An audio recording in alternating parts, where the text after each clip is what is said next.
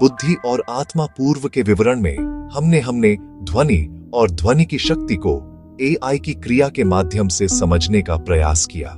यहाँ पर प्रमुखता इस बात की है बुद्धि का स्वरूप क्या है और उसकी स्थिति कहाँ है।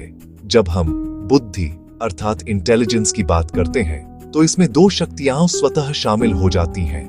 वे हैं निर्णय शक्ति और स्मरण शक्ति। प्राणियों में इसकी स्वकीय शक्ति को ही बुद्धि कहा जाता है। प्रायः निर्णय शक्ति तर्क पर आधारित होती है। भगवद गीता के श्लोक 2:41 में स्पष्ट कहा गया है कि निश्चयात्मक बुद्धि एक ही होती है जो तर्क और वितर्क से परे होती है।